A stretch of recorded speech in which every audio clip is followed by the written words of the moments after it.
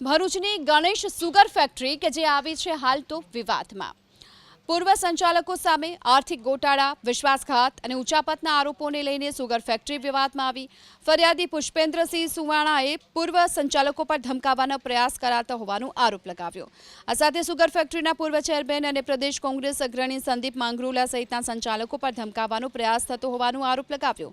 ફરિયાદીએ આશંકા વ્યક્ત કરી કે કોર્ટમાં તારીખ આવે ત્યારે તેમના જીવને જોખમ અને આર્થિક નુકસાનનો ભય સતાવી રહ્યો છે। આ સાથે પોલીસને અલગ અલગ 2 ઘટનાઓ ટાંકી અરજી પણ આપી, જેમાં જાનથી મારી નાખવાનો પ્રયાસ અને ખેતરમાં નુકસાન કરાયાનો ઉલ્લેખ થયો। ફરિયાદીએ અરજી કરી પોલીસને કાર્યવાહી કરવાની માંગ કરી।